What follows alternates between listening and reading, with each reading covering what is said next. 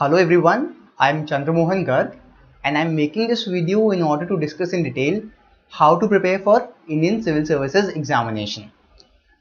These are the following questions I am going to discuss in this video. The very first question is, how do I start my preparation for Civil Services examination?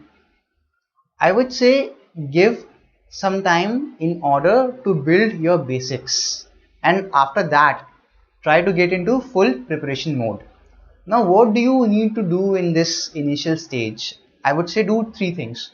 First is making yourself aware about what UPSC preparation is all about. What is the syllabus, book list, how toppers do it, following blogs and so on, so that you are very much informed about UPSC as a whole. Second point is newspaper reading. Try to spend at least 2 to 3 hours in reading newspaper. Now, what has to be the focus in the initial stage? Obviously, you will face difficulty in understanding the news articles. So, don't worry about that. Just do two things. First, any keyword, any terminology that you come across which you don't know, try to Google it and know about it. For example, in economy section, you will come across words like inflation, repo rate, etc. Second, try to understand the background of issues. For example, if you see a news related to ISIL attack or something like that, so you need to understand what this organization is, where is it operating, what is it doing, etc. So this has to be a focus. Third thing is reading basic NCRTs. NCRT of polity, economy, history and geography. Try to read one single book on each of them in the initial stage, and here the focus has to be on understanding the keywords and key terminologies. Very basic example is, for economy, if you are reading a book, your focus has to be on understanding keywords like what is inflation, what is repo rate, what is WPI, what is CPI, what is balance of payment, etc. Like this, I am giving a brief tabular chart over here where I am mentioning 4 different subjects and what you can read for them in order to build your basics. Once you are done with all this, it will help you in giving more clarity and taking a decision that whether you want to join a particular coaching, whether you want to prepare on your own, whether you want to leave your job or not, or whether you actually want to prepare for civil services or not. After this, you can actually chalk out a proper plan for yourself and prepare for civil services. Next important question is, what should be my book list for prelims as well as mains examination? First of all, there is no particular standard source or book list which has to be followed blindly. If you are able to understand from some other sources, try to refer it. Over here, for some reference, I am telling what books I have followed, and I have divided into 2 parts. One is book list for pre as well as mains, which is common for both, and second is book list for mains only. Like this, I have divided into 2 parts. And secondly, when I am telling a book list for a subject, I have again divided into 2 parts. One is standard resource which has to be followed. Other is basic building resource, especially for people who find it difficult to understand the standard books or are preparing on your own. People who are doing coaching can replace this part by their coaching material. Now let me talk subject wise. Polity. Polity is a very important subject both from prelims as well as mains perspective. In mains, it has to be understood for the whole GS2 part, and from prelims perspective, lot of direct questions are going to come, so don't try to be little less effective in this area. Books you have to refer, I think Lakshmikant is a very standard book and very good book which covers almost everything. Apart from it, if you want to understand some basics, then class 11th NCRT is also good enough. You can refer that. Next is modern history. Modern history is important both from prelims as well as mains perspective. Questions from this area are more or less very direct. For this part, I think the standard book which you can follow is Modern Spectrum. This covers after 1857. So from 1757 to 1857, you can refer old NCRT of class 12th. Apart from it, if you still want to refer something for understanding basics, then I think Brunal video or Bipin Chandra's book of Struggle of India's Independence are good enough. Next is medieval history. Medieval history is not so commonly asked in prelims, and this is not a part of mains. So I would say don't try to spend a lot of time reading over it. You can selectively read class 11th old NCERT book. That's it. Next is ancient history. Ancient history these days is asked in preliminary examinations. Few questions are always there. In mains, it is linked with culture, so no direct questions are coming up. So I would say give selective time to this area as well. Class 11th old NCERT is more than sufficient, I think. Next part is culture. Culture has become a very hot topic, both from prelims as well as mains point of view. So this area has to be given time. Sources that you can refer is, one is Nitin Singhania's notes, which are available in the market.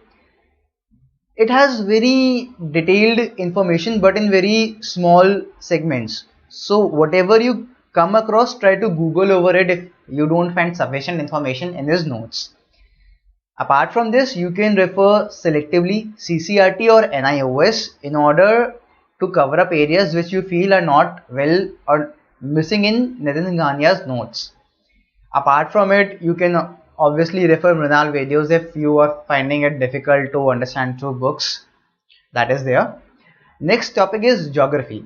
Very important, both from prelims as well as mains point of view.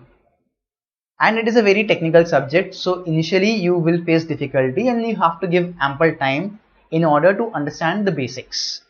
Standard books that you can refer over here are class 11th and class 12th NCERT books. You can also refer biome chapters from GC Leong.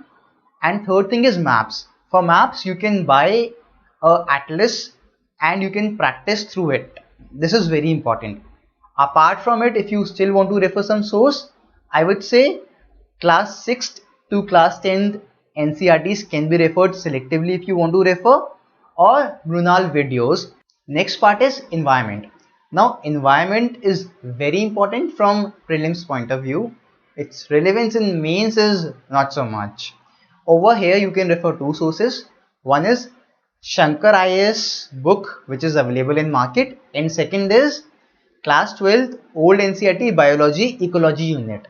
These two sources will suffice everything. Now next is economics. Economics again is a very technical subject, so you will take time in understanding it initially, but it is very important both from prelims as well as mains perspective. Sources that you can refer over here are, one is Shri Ram IAS printed notes, and second is class 12th macroeconomic book of economy. Apart from it, you can refer Brunal videos and articles on economy which are also really good if you want to understand the basics. They are good both from prelims as well as mains perspective. Next topic is science and technology. This area is mostly of contemporary relevance. So spending a lot of time on covering static portions is from my point of view not of high utility, both from prelims as well as mains perspective. Book list for this includes, one is class 9th and class 10th NCERT book of science, and selective reading of class 11th and class 12th topics which are mentioned by Mrinal. Apart from it, Vajiram yellow book is also very good if you don't want to refer the sources which I have mentioned earlier in the segment. People who are finding it difficult to understand it can also refer class 6th to class 8th basic NCERT book of science and technology. Next part is contemporary stuff. This includes Indian Yearbook, budget, economic survey. Economic survey and budget is really very important, both from mains as well as prelims point of view. So try to refer to the standard source of it. But if you are not able to cover it up from there, then you can find GS core compilation or some other source through which you can cover them up. Regarding Indian Yearbook, it's a very bulky thing, and I personally feel that the return on investment is not so high. So keep it later. If you have time, you can cover it up, that too selectively. But I personally did not got so much of time, so I had not covered it. Now the last and the most important thing is current affairs. Current affairs is the key both for prelims and well as for mains. So try to spend a lot of time in covering this up. What you can do over here is firstly newspaper reading. You can read Hindu or Indian Express, whatever you feel like. Supposedly if you are reading Hindu, so try to read editorial page and explain page of Indian Express. And if you are reading Indian Express, try to read the editorial pages of Hindu. Second, for mains, you can refer to Insights on India current events, which they publish daily, and there is a monthly compilation. For mains, you can refer a monthly magazine of Vision IAS or some other coaching institute. And second, Insight on India's Secure Initiative, where they discuss 10 questions of mains on a daily basis. Now, two very important questions I would like to cover up over here. First, should we prepare for prelims and mains separately? See, books which are common has to be read in a consolidated manner. What I mean by this, for polity say we are reading Lakshmikant and it is of relevance both from prelims and mains point of view. And if you are referring a topic say speaker, from prelims point of view, what is important for you? To know how a speaker is elected, how he can be removed, what is speaker pro tem, what are the committees a speaker head, and so on. From mains point of view, what is important for you? To understand the role of speaker, the powers of speaker, what is the relevance of speaker in the parliamentary system, how the speaker's role and powers differ in Indian parliamentary system from others. Like this, you have to differentiate that from prelims point of view, what you have to keep in mind, and from mains point of view, what you have to keep in mind. But when you're trying to cover a resource, try to do it in a exhaustive and a consolidated manner. Now, second question is that each and every one of us is referring more or less the same book list. Then why does this difference is created that somebody clears the examination and other is not able to clear it? The difference lies in one simple thing: covering up these resources, consolidating and making notes, and periodic revisions. If you are doing all these three things in a systematic manner, then you will definitely clear this examination.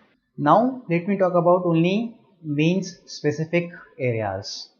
In GS1, modern history, I think most of it is already covered in prelims. If you want, you can refer Shekhar Bandyopadhyay, an additional source if you want to refer. Culture, I think whatever you have done in prelims, there is no need to do anything further. Next is post-independence history. This area is not very much asked in mains examination. So if I look from that perspective, I would say you can refer to Vision IAS notes and some selective chapters from Bipin Chandra. But from a larger perspective, this area has a relevance to understand a lot of issues of Indian economy, how India has grown since 1947 till now. If you want to have a bigger perspective, then yes, India after Gandhi from Ramchandra Guha is a very good book. You can refer it till Indira Gandhi phase if you want to. Next is world history. For world history, you can refer to NCERT of class 9th and 10th and class 12th NCERT selectively, old ones. Apart from it, Vision IAS notes are also good. You can refer them as an additional source, or only those notes also can be referred. They are exhaustive and covers everything. Only thing is they will not give a holistic picture. It will be more in a brief summarized way. Next is Indian society. I personally don't think we need to refer to any particular book to read Indian society. Still, if you want, you can refer to any coaching institute notes like Shankar IAS notes and current affairs. Especially if you want to read some particular book, then Ram Ahuja's book on social problems in India is one book which you can refer to. Last is geography. I think most of it is covered in prelims only. Only resources and some physical geography part is there, which can be covered through Mrinal videos, or Gucci Leong is something that you can refer to for those chapters. Next is GS2. I have divided into three parts. One is polity related topics, which is more or less covered by Lakshmikant in current affairs, so not much needed. If you need some additional source, then Puri sir notes is there, or some other coaching institute notes that you can refer. Other part is PubAd related topics. For this, you can refer to Vision IS material plus current affairs, which is more or less covering everything. Apart from it, you can again refer to Puri sir or some other coaching institute notes if you want to refer to. And last is international relations. This is mostly covered in current affairs. But still, if you want to read some additional source, then I would say Chokha Lingam sir notes are there, which are available. You can read them, or GS core compilation is there, which can be referred. In GS2, insights on India's secure initiative will be really very helpful, so you need to refer it. Next is GS3. In GS3 economy, I have divided into two parts. One is pre-related, which is more or less already covered, so nothing to do. Next is mains specific, which is not covered in prelims, like infrastructure, your power and other areas. All this can be done through Sanjeev Verma's Indian Economy book, which is really good in covering all these areas. Apart from it, Brunal videos are also there, which are really good and you can refer them. Next is agriculture and allied sector. Agriculture and allied sector you can refer either through Brunal articles or through Vision IS material. It will be covering data. Other than that, science and environment, these two areas are mostly covered in prelims, so nothing to do from the static part. Only current affairs you need to do again and cover up those areas. And last is security. For security, TMH book on security is really very good. You can refer that. Again, I would repeat here, insights on India's secure initiative will be really helpful in that area. Last part is GS4. GS4 is one subject where you have to read less and think more. So try to focus on thinking aspect and relating it to real life from public as well as from your personal life. That will be really very helpful. If I tell you the book list, then I would say refer to one particular book. I think Lexicon is good enough. You can refer that. Apart from it, you can refer to one coaching institute notes if you want to refer to. A lot of institutes are there. You can buy any one of them and you can try to read it or refer it selectively. Third is insights on India. One is their secure initiative and second is their article where they have mentioned a lot of values. So take up each of those values and try to figure out more on that or try to link it to your daily life. All this will be very helpful. And fourth is current affairs. If you come across any case studies, any good example, you can try to jot it down and this will be really very helpful in preparation of your ethics paper. Now the next important question is, how do I cover the entire syllabus? I think this is where most of us find it difficult because syllabus is so vast and we are left directionless after a point of time. So I would say try to have a very simple and a straightforward strategy. Try to break your course into bits and pieces and take them one by one. Now what I mean by this? First of all, let me divide your whole preparation into three parts. One is your basic building phase, wherein you need to spend 2 to 3 months in order to develop a habit of reading newspapers and reading few basic NCRTs to understand keywords. Next is your actual preparation phase, where you are able to cover the entire syllabus at least 3 to 3.5 months before prelims.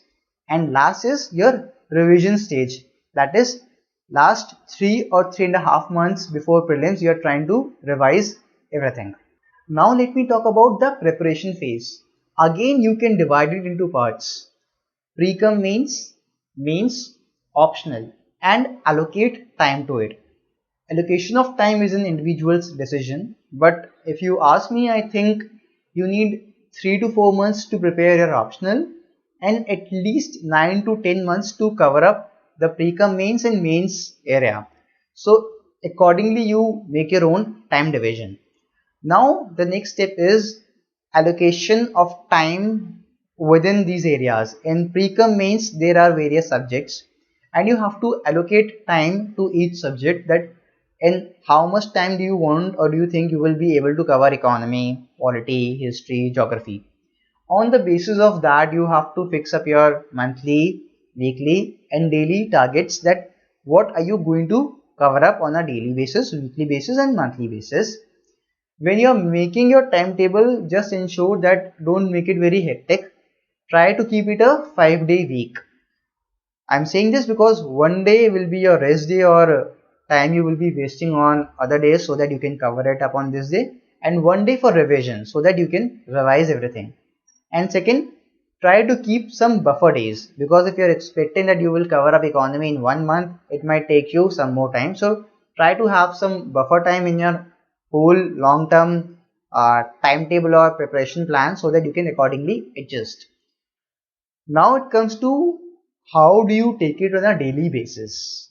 On a daily basis, try to do three things. One, allocation of time to current affairs, wherein on a day-to-day basis you are reading newspapers and trying to refer to some online forums through which you are trying to refer sources and jot them down on a piece of paper, like making notes.